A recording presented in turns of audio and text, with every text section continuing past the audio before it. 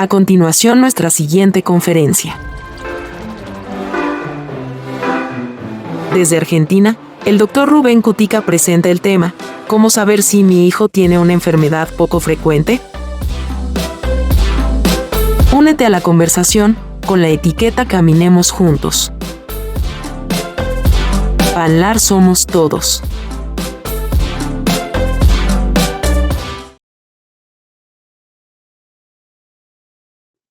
Buenas tardes, mucho gusto. Es un gusto compartir con ustedes y agradezco la invitación a participar en este evento y compartir con los pacientes algunos conceptos que pueden ser de ayuda para los niños que tienen alguna sintomatología que puede estar relacionada con una enfermedad poco frecuente. ¿Qué son las enfermedades poco frecuentes? Son aquellas que aparecen un caso cada 2.000 habitantes y se estima que hay aproximadamente 8.000 enfermedades poco frecuentes, de las cuales el 7% de la población mundial puede estar afectada por alguna de ellas.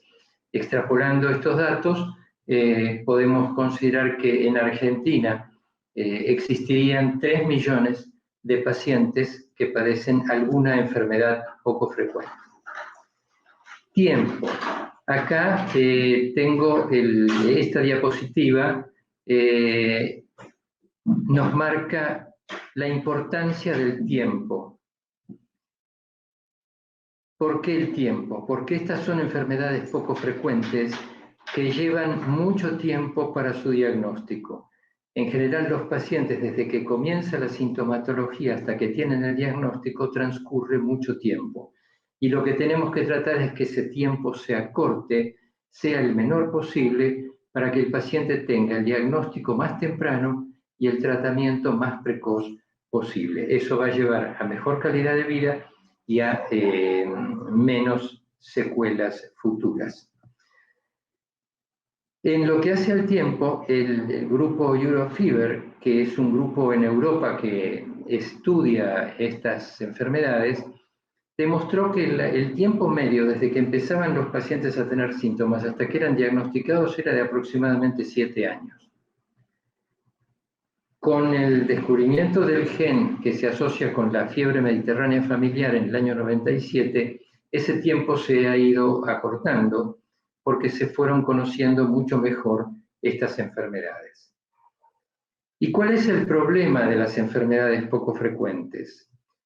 Que son enfermedades raras, no raras por su manifestación, sino que son raras por su baja frecuencia. Por lo tanto, son poco conocidas, ya sea por el clínico pediatra, por la sociedad en general, no se incluyen en los diagnósticos diferenciales, son enfermedades que pueden tener compromiso multisistémico. ¿Y qué significa que sean multisistémicas? Que pueden afectar distintos órganos y los síntomas va a depender del órgano mayormente afectado. Eso genera errores en el diagnóstico y hay dificultades para realizar test genéticos, que son los que van a determinar o a certificar el diagnóstico de la enfermedad. Las enfermedades reumáticas en pediatría, en niños, son de por sí enfermedades de baja frecuencia. Pero hay algunas que se han descrito más recientemente, que son las determinadas enfermedades autoinflamatorias. Dentro de este grupo de enfermedades, de las cuales hay muchas, existen dos, que son la fiebre mediterránea familiar y el síndrome FAPA, que son las más frecuentes en los niños. Yo ilustro esta charla siempre con esta fotografía de un cuadro de un artista plástico argentino, Benito Quinquela Martín, que se llama Incendio en el Puerto. Y entonces el incendio podríamos compararlo con la inflamación. Y vemos que hay mucha gente que está tratando de apagar ese incendio. Si nosotros ponemos nombres, podríamos decir que aquí hay un inmunólogo, que aquí hay un reumatólogo, acá hay un pediatra general, y todos tratando de apagar ese incendio. Esto nos da otro concepto que tenemos que fijar, y es que estas son enfermedades que requieren de un equipo interdisciplinario, tanto para su diagnóstico como para su seguimiento. ¿Qué camino atraviesa un paciente con una enfermedad poco frecuente? Y en este caso yo voy a comentar una historia clínica de un paciente con fiebre mediterránea familiar.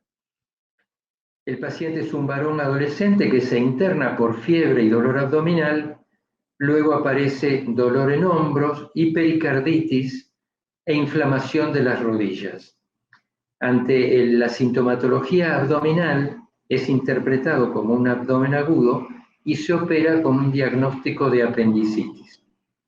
Superada la cirugía, el paciente siguió febril, siguió con inflamación articular, dolor abdominal y su pericarditis. Se hace la consulta con reumatología y entonces cuando vamos a conversar con la familia y tratar de ver los antecedentes, surge que este paciente 2 años antes había tenido un episodio de dolor abdominal y glóbulos blancos elevados. 1 año antes, otro episodio similar que también se resolvió espontáneamente. O sea que estábamos en presencia de un tercer episodio con características similares: fiebre, dolor abdominal, inflamación articular.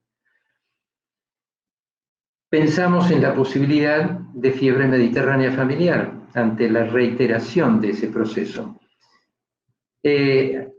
Conversamos con la familia y el origen había antecedentes procedentes de Turquía y también del sur de España. O sea que el diagnóstico probable fue fiebre mediterránea familiar. Este paciente inició tratamiento con colchicina, con lo cual se evitaron nuevos episodios de la enfermedad y el paciente tuvo una muy buena evolución. Entonces, ¿cuándo tenemos que pensar que un paciente, que un niño puede tener fiebre mediterránea familiar? Cuando tiene fiebre recurrente. Esa es la cosa más significativa, es la idea que ustedes tienen que conceptualizar. Fiebre recurrente, fiebre que aparece cada determinados periodos de tiempo. A eso se le agrega dolor abdominal, dolor o inflamación articular, inflamación de las membranas que recubren los distintos órganos y también lesiones en piel de tipo erisipela, o sea, lesiones muy rojas, calientes y dolorosas. En ese caso hay que tratar de investigar un poquito el antecedente familiar para ver si hay procedencia de la zona del Mediterráneo. Estos pacientes con la colchicina no solamente se les tratan los ataques de la enfermedad, sino que además se previene o se evita una complicación de la fiebre mediterránea familiar, como es la amiloidosis. ¿En qué consiste la amiloidosis? En que el paciente que tiene una inflamación crónica puede producir una sustancia que se llama amiloide y esta sustancia depositarse en riñones, depositarse en corazón, en el hígado y alterar la función del órgano que afecta. Esa complicación puede ser evitada o prevenida mediante el tratamiento permanente con colchicina. Dejando ahora la fiebre mediterránea familiar, pasamos finalmente al síndrome FAPA. ¿Y qué es FAPA? FAPA es la abreviatura que se logra con la inicial de cada una de las palabras en inglés que definen este síndrome, que es fiebre periódica, aftas, faringitis y ganglios en el cuello. Y como ven acá nuevamente, la fiebre periódica es un elemento muy destacado en el diagnóstico. ¿Qué es entonces FAPA? Es el síndrome febril periódico más frecuente en la infancia. Comienza habitualmente en la infancia temprana, entre los 2 y 5 años, no tiene un origen conocido y no hay pruebas de laboratorio que definan el diagnóstico. El diagnóstico es puramente clínico. Entonces, ¿qué sucede? Si uno ve un paciente, un niño en edad temprana, que tiene fiebre, dolor de garganta, aftas y ganglios en el cuello, si es el primer episodio, uno va a pensar en una enfermedad viral o en una angina bacteriana.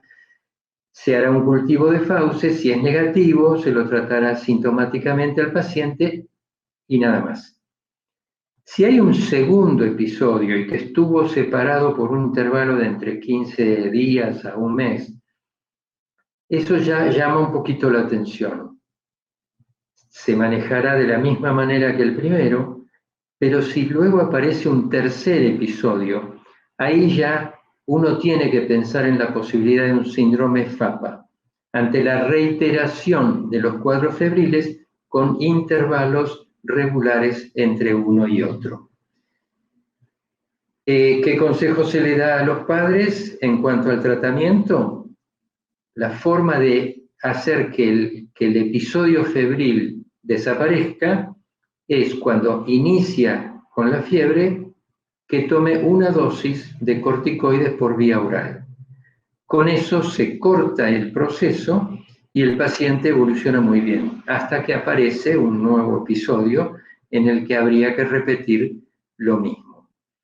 O sea, no hay un tratamiento específico, pero sí podemos, mediante la toma de una dosis de corticoides, cortar ese episodio y que el paciente se sienta bien rápidamente. Estos son episodios autolimitados, o sea que desaparecen aún sin dejar secuela y aún sin dar medicación. Por lo tanto, otro concepto importante que yo quiero transmitirles es que la fiebre no siempre es signo de infección. Y la fiebre puede ser la manifestación más importante de una enfermedad autoinflamatoria, como puede ser una fiebre mediterránea familiar, como puede ser un síndrome FAPA. Tenemos que entonces lograr que se encienda la lamparita que nos marque la emergencia de que varios episodios similares de enfermedad sin un diagnóstico claro, ese sería el concepto, varios episodios similares de enfermedad sin un diagnóstico concreto nos deben hacer pensar en la posibilidad de una enfermedad poco frecuente. Y allí tratar de extremar los medios diagnósticos para poder lograr un diagnóstico definido y un tratamiento adecuado. Muchas gracias.